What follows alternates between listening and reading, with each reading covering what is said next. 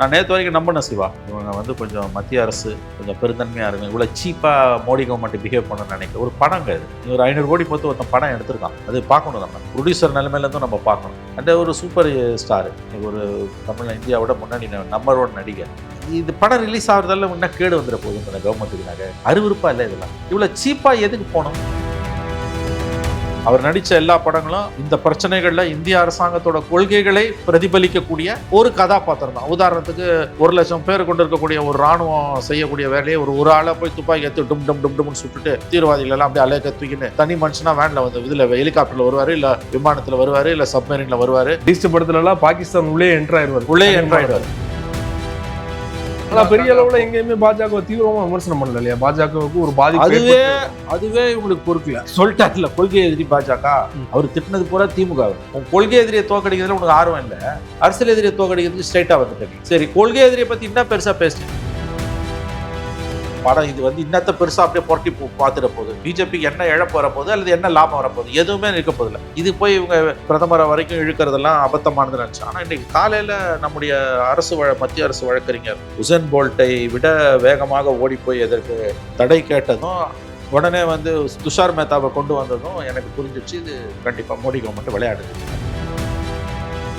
படத்துக்கே பாஜக வந்து துஷார் மேத்தா வச்சு இப்படி டஃப்பா டீல் பண்ணாங்கன்னா 12ஆம் தேதி சிபிஐ விசாரணை எவ்வளவு டஃப்பா டீல் பண்ணுவாங்கன்னு நினைக்கிறேன். நாகரிகம் கருதி நாம் வந்து கண்ணியமாக பேச வேண்டி இருக்கிறது. நீங்க என்ன உசுப்பேத்துறீங்க.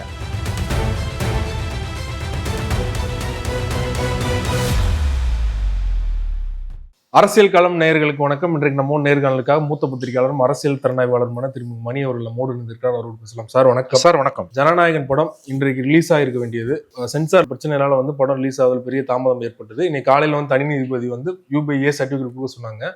தலைமை நீதிபதி வந்து அதுக்கு தடை விதிச்சிருக்கார். 21ஆம் தேதி வந்து ஒத்தி வச்சிருக்காங்க.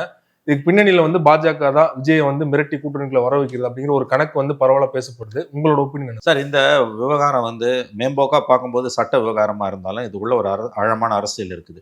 நான் நேற்று வரை நினைத்தது, இன்று தனி நீதிபதி அவர்கள் கண்டிப்பாக இந்த படத்திற்கு கிரீன் சிக்னல் பச்சை கொடி காட்டிடுவாங்க. அதன் பிறகு சென்சார் போர்டு, பிஜேபி மத்திய அரசாங்கத்தோட கட்டுப்பாட்டில் இருக்க சென்சார் போர்டு அதை கண்டுக்க மாட்டாங்க, படம் ரிலீஸ் ஆகிடும் தான் நான் நினச்சேன். ஆனால் இன்னைக்கு தனி நீதிபதி 10:30 மணிக்கு படத்துக்கு வெளியிடலான்னு தீர்ப்பு கொடுத்த உடனே 15 நிமிஷத்துலேயே வந்து உசேன் போல்ட் வேகத்தில் அரசு வழக்கறிஞர் ஓடி தலைமை நீதிபதி சேம்பரில் நின்று உடனடியாக அதுக்கு வந்து தடை கேட்குறாரு. 2 நீதிபதிகள் டிவிஷன் பெஞ்சில் தடை கேட்குறாரு. உண்மையிலேயே வந்து ஹையஸ்ட் ஸ்பிரிண்ட் யார்? உசேன் போல்ட் தான் இல்லையா? இப்போ அவருக்கு இணையா இன்னைக்கு வந்து அரசு வழக்கறிஞர் ARL சுந்தரேஷ் வந்து சாதனை படைத்திருக்கிறார். தலைமை நீதிபதியிடம் போய் வந்து முறையிட்டிருக்கிறார். அதன் பிறகு அது மதியம் விசாரணைக்கு எடுத்துக்கொள்ளப்பட்டிருக்கிறது. பாருங்க, இன்ட்ரெஸ்டிங்லி இந்த வழக்குக்கு டெல்லியிலேருந்து வீடியோ கான்ஃபரன்சிங் மூலம் அப்பியர் ஆனது யாருன்னா சொலிசிட்டர் ஜெனரல் துஷார் மேத்தா, இந்தியாவோட நம்பர் 2 லீகல் ஆஃபீஸர், லா ஆஃபீஸர். அட்டார்னி ஜெனரல் வெங்கட்ரமணி பல வழக்குகளுக்கு வரதே கிடையாது. இன் ப்ராக்டிஸ் நம்பர் 2 இருக்க துஷார் மேத்தா தான் வந்து வராரு. இவங்க தரப்புலேருந்து முகுல் ரோத்தகியை கொண்டு வந்தாங்க. லீகல் ஆஸ்பெக்ட்ஸில் பெஞ்ச் வந்து அதை ஸ்டே பண்ணியிருக்கு. என்னென்னா அவங்க என்ன சொல்கிறாங்கன்னா, தனி நீதிபதி தணிக்கை வாரியத்துக்கு அவர்களுடைய கருத்தை தெரிவிப்பதற்கு போதிய அவகாசம் கொடுக்கல, இயற்கை நீதி மீறப்பட்டிருக்குன்றாங்க. தட் மே பி கரெக்ட், நான் அதை மறுக்கல. பட் இது வெளிப்பார்வைக்கு பார்க்கும்போது ஒரு படத்துக்கு, இது ஒரு படம், இந்த படத்தால் வந்து எர்த் ஷேக்கிங்னு வாங்க, பூமியை அதிர்ற அளவுக்கு இந்தியாவில் எந்த மாற்றமும் ஏற்பட போகிறதில்ல. தமிழ்நாட்டில் 2-3 மாதத்தில் வரக்கூடிய தேர்தலில் இந்த படம் வெளிவரதால பெரிய மாற்றங்கள் எதுவும், யார் ஆட்சிக்கு வராங்க அல்லது வர போகிறாங்கன்றது இந்த படம் ஒன்றும் தீர்மானிக்க போகிறதில்ல. இந்த படம் வரதால பிஜேபிக்கு ஒன்றும் அப்படியே வந்து 50 சீட்டு வரப்போகிறதோ அல்லது இருக்கிற 4 சீட்டு சைபராக போகிறதோ கிடையாது, எதுவுமே கிடையாது. துஷார் மேத்தாவை எந்த கேஸில் கொண்டு வந்து நிறுத்துறாங்க இவங்க? அவர் இந்தியாவோட ப்ராக்டிஸ், அவர் ரேங்க் படி நம்பர் 2 லீகல் ஆஃபீஸராக இருந்தாலும் நடைமுறையில் அவர் தான் நம்பர் 1 லீகல் ஆஃபீஸர். அட்டார்னி ஜெனரலுக்கு பதிலாக அவர் தான் எல்லா வழக்கிலையும் ஆஜராகிறாரு. அட்டார்னி ஜெனரல் ஆஜரானாலும் கூட அவர் தான் நின்று ஆஜராகிறாரு. அப்படிப்பட்ட ஒரு டாப், இப்போ துஷார் மேத்தாவை சாதாரண மனுஷனு கூட தெரியும் உங்களுக்கு, பார்த்தா உங்களுக்கே நீங்கள் கண்டுபிடிச்சா. ஏன்னா அந்த அளவுக்கு வந்து செந்தில் பாலாஜி எல்லா கேஸ்லையும் அவர் வந்து ரொம்ப ஃபேமஸான ஒரு வழக்கறிஞர், மத்திய அரசோட நம்பர் 1 வழக்கறிஞர்னே அவரை நம்ம தைரியமாக சொல்லலாம். அவரு வீடியோ கான்ஃபரன்ஸ்ல அப்பியர் ஆகிறாரு. அந்த அளவுக்கு உறுதியா இருக்காங்க. படத்தை வெளியிடக்கூடாது. என்னங்க இது ஒரு சினிமாங்க. 2வது நல்லா கவனிங்க, இந்திய அரசாங்கத்துடைய கொள்கைகளுக்கு எதிராக முக்கியமான விஷயங்கள்ல, குறிப்பாக தீவிரவாத தடுப்பு, ஜம்மு காஷ்மீர் பிரச்சனை, மாவோயிஸ்ட் பிரச்சனை, இந்த எந்த பிரச்சனையிலையும் இந்திய அரசாங்கத்துடைய, மத்திய அரசாங்கத்துடைய, மோடி அரசாங்கத்தோட கொள்கைகளுக்கு எதிரானவர் அல்ல விஜய். அவர் நடித்த எல்லா படங்களும் இந்த பிரச்சனைகளில் இந்திய அரசாங்கத்தோட கொள்கைகளை பிரதிபலிக்கக்கூடிய ஒரு கதாபாத்திரம் தான். உதாரணத்துக்கு 1,00,000 பேர் கொண்டு இருக்கக்கூடிய ஒரு இராணுவம் செய்யக்கூடிய வேலையை ஒரு ஆளை போய் துப்பாக்கி எடுத்து டும் டும் டும் டும்னு சுட்டுட்டு தீவிரவாதிகள் எல்லாம் அப்படியே அலைய தூக்கின்னு தனி மனுஷனா வேனில் வந்து இதில் ஹெலிகாப்டரில் வருவார், இல்லை விமானத்தில் வருவார், இல்லை சப்மரீனில் வருவார். பீஸ்ட் படத்துலலாம் பாகிஸ்தான் உள்ளே என்ட்ரு ஆயிடுவார். பாகிஸ்தானுக்குள்ளே பீஸ்ட்ல ஒரு என்ட்ரு ஆயிடுவார். அப்போ இந்திய அரசாங்கத்தோட கொள்கை தான் அவரோட கொள்கை. அதாவது வந்து அவர் ஏதோ இந்திய அரசை சேலஞ்ச் பண்ணக்கூடிய படங்களை எடுத்தவர், மாறுபட்ட கருத்துள்ள படங்களை எடுத்தவர். அதனால வந்து அவருடைய படங்கள்ல வந்து இந்த கட் பண்ணணும், இந்த சென்சாருக்கு நம்ம கத்திரிக்கோலை போடணுன்ற அவசியம்லாம் எதுவுமே இல்லைன்றதுக்கு பாமரனுக்கு புரியறதுக்கு சொல்றேன். அப்படிப்பட்ட ஒரு நடிகர் அரசாங்கம் இதுவும் கமர்ஷியலா 500 கோடி படம் போட்டு எடுக்கிறவன் முக்கியமான விஷயங்களை இந்திய அரசாங்கத்தோட கொள்கைகளுக்கு எதிராக எடுத்தான்னா அரசாங்கம் அவனை விடுமா? சீன் பை சீன் இது ரீமேக் படம், ஏற்கனவே வெளியான படம். சரியான வார்த்தை சொன்னீங்க. ஏற்கனவே வெளியான ஒரு படத்தோட காப்பி ரீமேக் பாமரனுக்கு புரியுற மாதிரினா காப்பி பண்ணிருக்கீங்க நீங்க. இதுல என்ன தேச பாதுகாப்பு ஆபத்து இருக்கு? தேசிய விருது அவார்டு வாங்குச்சு. இதுல என்ன அந்த படத்தை வந்து பார்த்து பயப்படுற அளவுக்கு மோடி கவர்மெண்ட்டுக்கு என்ன வந்தது? நான் நேற்று வரை என்ன நினைச்சேன், இதுக்கு பிரதமரோட தலையீடெல்லாம் இருக்காது. இது நாங்கள் இந்த சிபிஎஃப்சி போர்டில் சம்டைம்ஸ் இந்த மெம்பர்ஸ் உள்கூத்துல பண்ணுவானுங்க அந்த மாதிரி எதை. ஏன்னா 5 பேர் கிளியர் பண்ணிட்டு அப்புறம் திடீர்னு ஞானோதயம் வந்து ஒரு மெம்பர் வந்து ஏற்று பேசுறாரு. அது நல்லா கேட்டாங்க. அப்புறம் மெஜாரிட்டி படி தான் நீ போகணும், மைனாரிட்டி படி போகக்கூடாது. 2வது நாளைக்கு ஒன்ஸ் ஆர்டரை போட்டுட்டு திரும்ப எதுவுமே பண்ணீங்கன்னா தவறான முன்னுதாரணம். அந்த ஜட்ஜு கூட நீங்க சொல்லியிருக்காங்க. நான் நேற்று வரை என்ன நினைச்சேன்னா, சிவா இது வந்து பிரைம் மினிஸ்டர் லெவலில் இதெல்லாம் வந்து அவங்க 1000 வேலை இருக்குது, இது ஒரு படம், இது வந்து இன்னத்தை பெருசாக அப்படியே புரட்டி பார்த்துட போகுது, பிஜேபிக்கு என்ன இழப்பு வரப்போகுது அல்லது என்ன லாபம் வரப்போகுது, எதுவுமே இருக்க போதில்லை. இது போய் இவங்க பிரதமரை வரைக்கும் இழுக்கிறதெல்லாம் அபத்தமானதுன்னு நினச்சேன். ஆனால் இன்றைக்கி காலையில் நம்முடைய மத்திய அரசு வழக்கறிஞர் உசேன் போல்ட்டை விட வேகமாக ஓடி போய் எதற்கு தடை கேட்டதும் மத்தியானம் மண்டே கேட்டாரு. அதுல நீங்க சொல்லாதீங்க, நான் சொல்லிட்டேன்னு ஜட்ஜே சொல்லிட்டாரு. மதியம் வந்து உடனே வந்து துஷார் மேத்தாவை கொண்டு வந்ததும் எனக்கு புரிஞ்சிச்சு, இது கண்டிப்பா மோடி கவர்மெண்ட் விளையாடுது. இது ரொம்ப அபத்தமானது என்னை பொறுத்த வரைக்கும். இது வந்து இதை விட இதுக்கு இணையா இன்னொரு விஷயம் என்னன்னா, 12ஆம் தேதி சிபிஐ அவரை சம்மன் பண்ணியிருக்கு. சம்மன் பண்ணி தான் ஆகணும். நம்ம ஏற்கனவே பேசியிருக்கோம். ஆக்சுவலா விஜயோட சேலஞ்சு சிபிஐ சம்மன் தான், இந்த படம் கிடையாது. இந்த படம் என்னைக்கு இருந்தாலும் வரதான் போகுது. மொத்தமா படத்தை தடை பண்ண முடியாது. 2வது ப்ரொடியூசர் அவர் கிடையாது, அவருக்கு ஒன்றும் பொருள் இழப்பு கிடையாது. கடைசி படம்ன்றதுனால ஒரு எமோஷனல் அட்டாச்மெண்ட் இருக்கலாம், அவ்வளோதான். கடைசி படம்ன்றது கூட ஒன்றும் ஃபைனல் தீர்ப்பு இல்லை, நாளை கூட ஒரு முடிவை மாற்றலாம். பட் 12ஆம் தேதி சிபிஐ சம்மன்ஸ் தான் அவருக்கு இருக்கக்கூடிய பெரிய சேலஞ்ச். நான் இப்போ 2 சேர்ந்து வந்துடுச்சு.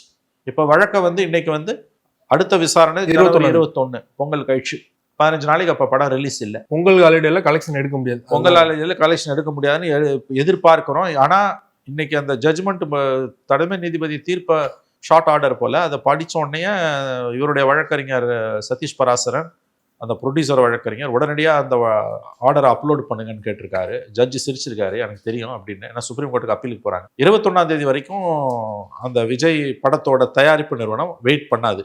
அவங்க அநேகமாக திங்கட்கிழமையும் அவசர வழக்காக விசாரிக்க சொல்லி இதை சுப்ரீம் கோர்ட்டில் மேல்முறையீடு பண்ணுவாங்க. சுப்ரீம் கோர்ட் எப்படி ரியாக்ட் பண்ணுதுன்னு சொல்ல முடியாது. இது ஒரு படம் 10 நாள் பொறுத்து வந்தால் குடி மூழ்கிடாது. நீ அங்கேயே பஞ்சாயத்து முடிச்சுட்டு அப்புறம் நான் பார்க்குறேன், அங்கே உனக்கு நீதி கிடைக்கலன்னா இங்கே வா, ஆனால் அங்கே பார்க்காம இங்கே நான் பார்க்க மாட்டேன்னு சொல்லலாம். ஏற்கனவே நடந்திருக்கு, நிறைய தடவை நடந்திருக்கு. இல்லை ஆமாம் இதில் ஏதோ ப்ராப்ளம் இருக்குது, நாங்கள் உடனே விசாரிக்கிறோன்னு சொல்லலாம். இது எப்படி செய்வாங்கன்னு ஜட்ஜஸை பொறுத்தது. ஆனால் அவங்க விஜய் தரப்பு, அதாவது ப்ரொடியூசர் தரப்பு 21 வரைக்கும் வெயிட் பண்ண மாட்டாங்க. அவங்க இமீடியட்டாக சுப்ரீம் கோர்ட்டுக்கு போகிறாங்கன்றதுக்கு சரியான ஒரு உதாரணம் ஜட்ஜ்மெண்ட் காப்பியை இமீடியட்டாக அப்லோடு பண்ணுங்கன்னு அவங்க கோரிக்கை வைத்தது. அதை தலைமை நீதிபதியும் ஏற்றுக்கொண்டு விட்டார். ஸோ அவங்க சுப்ரீம் கோர்ட்டுக்கு போகிறாங்க, அவ்வளோதான். இந்த படம் வந்து இது சினிமான்றதை தாண்டி இப்போ அரசியல் களத்தில் இது வந்து ஒரு பெரிய பேசுபடு பொருளாக மாறிடுச்சு. அது எலெக்ஷன் இன்னும் 3 மாதத்தில் இருக்கிறதால தமிழ்நாட்டோட முக்கியமான ஜீவாதார பிரச்சனை இது. இப்போ காவேரி பிரச்சனை, முல்லை பெரியார் பிரச்சனை, அரசு ஊழியர் பிரச்சனை, செவிலியர் பிரச்சனை, தூய்மை பணியாளர் பிரச்சனை, பழைய ஓய்வு திட்டம் சரியா தப்பா, அப்புறம் சிரிக்கக்கூடிய சட்டம் ஒழுங்கு, பெண்களுக்கான குற்றங்கள் அதிகரிப்பது, ஆணவ படுகொலைகள் அதிகரிப்பது, சாதிய வன்முறை அதிகரிப்பது, இதெல்லாம் இன்னைக்கு தமிழ்நாட்டோட பிரச்சனை கிடையாது. ஒரே பிரச்சனை தமிழ்நாட்டுக்கு, ஜனநாயகம் எப்போ ரிலீஸ் ஆகுது. படத்துக்கே பாஜக வந்து துஷார் மேத்தை வச்சு இப்படி டஃப்பாக டீல் பண்ணாங்கன்னா 12ஆம் தேதி சிபிஐ விசாரணை எவ்வளோ டஃப்பாக டீல் பண்ணுவாங்கன்னு நீங்க நினைக்கிறீங்க?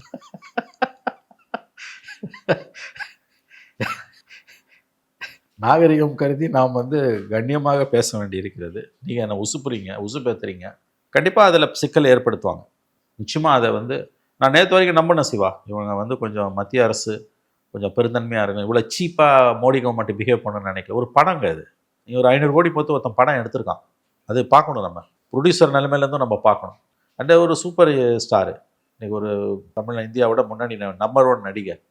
இது படம் ரிலீஸ் ஆகுறதால இன்னும் கேடு வந்துட போகுதுன்னு அந்த கவர்மெண்ட்டுக்கு நாங்கள் அருவருப்பா இல்லை இதெல்லாம். இவ்வளோ சீப்பாக எதுக்கு போகணும்? ஒரு நடிகனிடம் போய் இந்த அரசு எதுக்கு மோதுது? அது ஒரு கலைப்படைப்பு, அது ஒரு சினிமா, அவ்வளோதான். அதுக்கு மேலே அது ஒன்று அது அது அது என்ன அதில் பெரிய மாற்றம் வந்துட போகுது?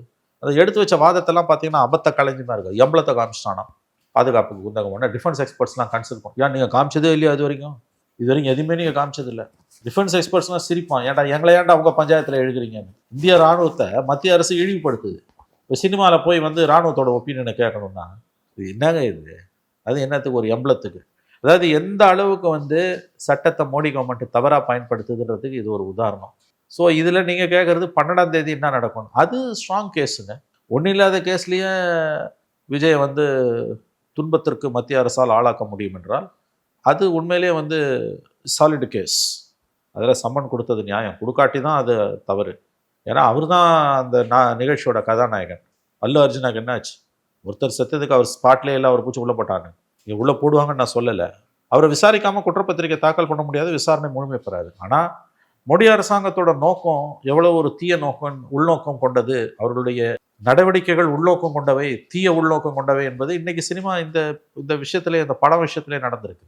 ஒரு ஆஃப்டர் ஆல் ஒரு சினிமா, அதுலேயே இவ்வளோ பண்ணுறவங்க ஒரு கிரிமினல் கேஸில் என்னெல்லாம் பண்ணுவாங்க. ஸோ கண்டிப்பாக விஜய்க்கான நெருக்கடியை அவர்கள் முற்றச் செய்வார்கள். ஆனால் என்ன வேணும் அவங்களுக்கு தான் தெரியல. மோடி கவர்மெண்ட்டுக்கு என்ன வேணும்னு தெரியல. பட் டெஃபினட்டாக they are teaching him a lesson.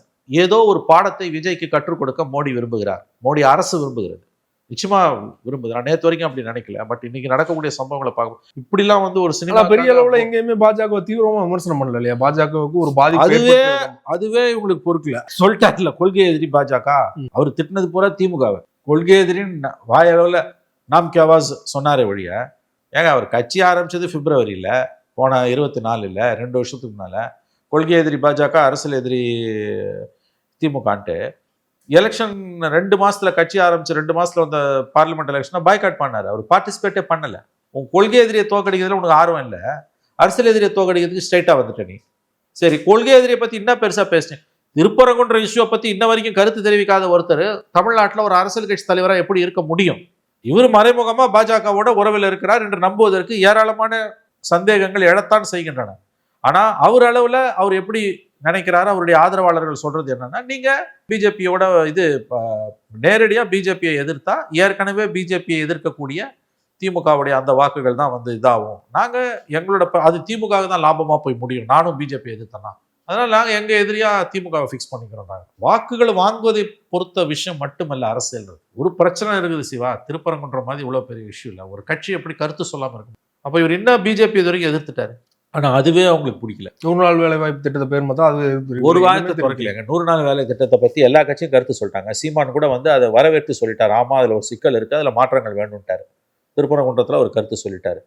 மற்ற கட்சிகள் எல்லாம் இந்த பக்கம் அந்த பக்கம் நிற்கிறாங்க. கருத்தே சொல்லாமல், முக்கியமான எல்லா பிரச்சனைகளையும் கருத்து சொல்லாமல் நழுவி ஓடுறாரு அவர்.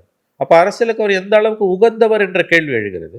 இந்த நெருக்கடி, ஜனநாயகன் படத்துக்கு வந்த நெருக்கடி விஜய்க்கு வந்த பெரிய நெருக்கடி அல்ல. சிபிஐ விசாரணை தான் அவருக்கு இருக்கக்கூடிய மிகப்பெரிய நெருக்கடி. அந்த நெருக்கடிக்கு முந்தின நெருக்கடி என்று இதை நாம் எடுத்துக்கொள்ளலாம்.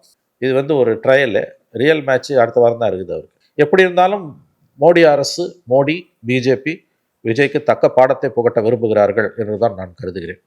விஜய் அவர்களுக்கு ஆதரவா திரைத்துறையில இருந்தும் அரசியல் ரீதியாகவும் பலரும் வந்து ஆதரவு தெரிவிச்சிட்டு இருக்காங்க. ஆனா இந்த விஷயத்துல விஜய் அவர்கள் இன்னும் சைலண்டா தான் இருக்காரு, வாய்ஸ் அவுட் பண்ணல.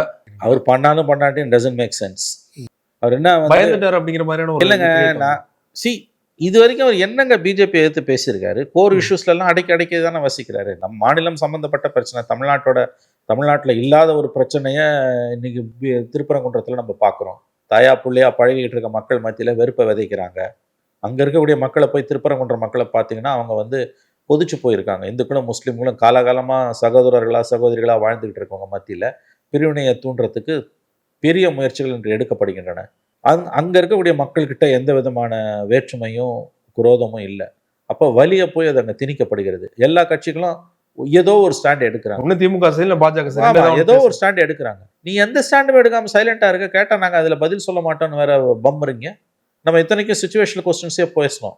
நாளைக்கு ஒரு பந்து கால் ஃபார் பண்றாங்கன்னா கட்சி சார்பாக இருக்கக்கூடிய வர்த்தகர்கள் வந்து ஒன்று கடையை மூடுவான் இல்லை திறப்பான்.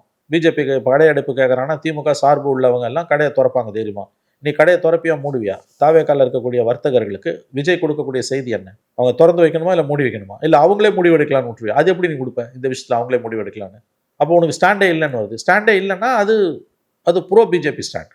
அதனால ஒரு மனிதன் வந்து இன்டிசைசிவாக, அதாவது முடிவே எடுக்காம இந்த மாதிரி ரொம்ப நாள் ஓட முடியாது. அதாவது இந்த படத்துக்கு அவருக்கு ஏற்பட்ட கதி அவருக்கு பல உண்மைகளை உணர்த்தணும்.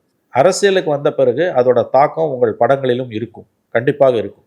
இப்போ இது யார் பின்னால் வந்து இயக்குறான்றது உங்களுக்கு நல்லா தெரியும். இது படத்துக்கு மட்டும் இல்லை, நாளைக்கு இந்த படம் என்றைக்கும் எப்படியும் வெளியில் வந்துருவாங்க. நிரந்தரமாக தடுக்க முடியாது மோடி கவர்மெண்ட்டால், எந்த கவர்மெண்ட்டாலையும் தடுக்க முடியாது. கோர்ட் இருக்குது. இன்னும் கூடுதலாக சில கட்டு பண்ண சொல்லுவோம், அவங்களுக்கு கத்தியை போடுவோம், போட்டு ரிலீஸ் பண்ண போகிறானுங்க, அவ்வளோதான். என்றைக்கு இருந்தாலும் வரதான் போகுது. அது கமர்ஷியலாக அது சக்ஸஸ் ஆகும் நான் நம்புகிறேன். இந்த பொங்கல் ஹாலிடேஸை நம்பி மட்டும் அந்த படம் இல்லை. விஜயோட ரசிகர்கள் உலகம் முழுவதும் இருக்கக்கூடியவர்கள், இன்னும் சொல்ல போனால் பொங்கல் ஹாலிடேஸ் கழித்து ஒரு 15 நாள் பொறுத்து இந்த படம் வந்ததுனாலும் அது தன்னுடைய வசூலை எட்டும். ஏன்னா அந்த அளவுக்கு அவர் ஒரு பாப்புலர் ஹீரோ. அது வித் வெஞ்சன்ஸ் போய் மக்கள் பார்ப்பாங்க. நான் அப்படி தான் புரிஞ்சுக்கிறேன். அதனால் கமர்ஷியலாக இதில் ஒன்றும் சென்டிமெண்ட் கிரியேட் ஆயிடுச்சு. இது கமர்ஷியலாக இதை எடுத்த ப்ரொடியூசருக்கு லாஸ் வராதுன்னு நான் உறுதியாக நம்புகிறேன். ஏன்னா விஜய் வந்து அந்த அளவுக்கு ஒரு செலபிள் கமாடிட்டி. பிரச்சனை அவரோட அடுத்த கட்டங்கள் பற்றியது, அவருடைய அரசியல் பற்றியது, அவரோட வாட் இஸ் நெக்ஸ்ட். எல்லா பிரச்சனையிலையும் நீ வாய் மூடி நிற்போம், உனக்காக மற்றவங்க பேசணுமா? சொல்லுங்கள், வாய் திறந்து நாங்கள் சட்டத்தை நம்புகிறோம், இந்திய சட்டங்களை நாங்கள் நம்புகிறோம், நீதிமன்றங்கள் மூலம் நாங்கள் வந்து வெற்றியை நிலைநாட்டுவோம், நீதியை சொல்லு. எதையுமே அவர் சொல்ல மாட்டேன்றாரு. அவருக்காக மற்றவங்க எதுக்கு பேசணும்? அப்போ அந்த கேள்வி வரும். ரொம்ப நன்றி சார், உங்க நேரத்தை ஒதுக்கி சமாள அரசியல் திரும்ப பள்ளி விஷயங்களை பண்ண முடியும். மிக்க நன்றி.